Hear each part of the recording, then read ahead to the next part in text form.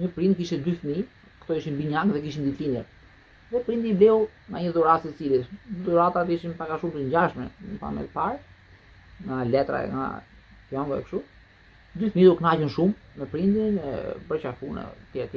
Dhe morën dhuratat. Njëri e hapi dhuratën e shkryu më njëherë, hoqi letrën, filloi të lunte me lodrën, edhe filloi ta duke u prish, duke rregullu, shifte më menda si funksiononte, si ishte ndërtuar, derisa e bëri fije.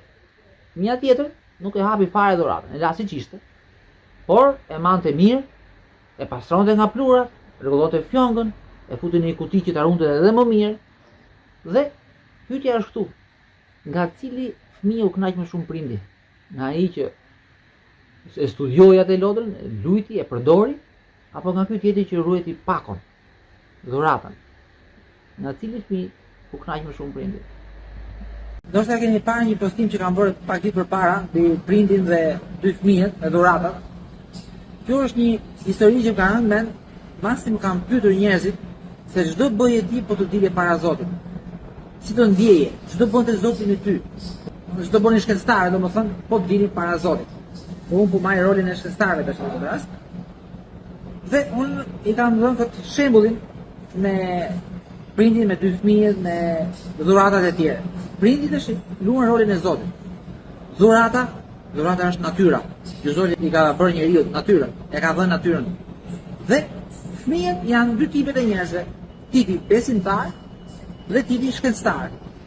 Tipi shkencëtar e hapi kutin, domethënë luajti me natyrën, e studioi natyrën dhe shumë nga jo në komente kanë thënë që prindi u kënaq me fëmijë që hapi dhuratë, e studioi, e shkatroi dhuratën, luajti me dhuratën, ja vlerësoi dhuratën Zotit, domethënë, natyrën, e vlerësoi natyrën, punoi me të. Kurse ky tjetri, ky thjesht e majti në kuti, besoi që Zoti I ka dhënë diçka dhe nuk e studioi natyrën. Shumë nga ju thatë që u kënaqën me këtë tipin e shkencëtarit. Kështu që shkencëtarët del që janë të preferuarit e Zotit. E kanë atë vendin e parë në parajsë, qofse ekziston parajsa. Dhe ideja e besimit, njeriu a duhet të ketë besim apo jo? Nëse je shkencëtar që ti do të studiosh natyrën, nuk mund ta përdorësh besimin. Besimi të pengon që ti të shohësh realisht natyrën. Për shembull, ke një gotë këtu, edhe ditë ta studiosh sa fort është ngjitur kjo letra tek gota. Dhe ti nuk mund të besosh që kjo është ngjitur dhe hajse e mban. Një shkencëtar, mendje, shkencëtari do ta shohë sa fort është ngjitur kjo, do ta studiojë. Unë nuk besoj, unë dyshoj. Unë kërkoj të di sa fort është ngjitur kjo. Atëherë unë jam I qetë. Po besove, ti kujton se kjo është ngjitur dhe kjo do të vijë nga dora. Dhe ti me besim domethënë nuk shkon.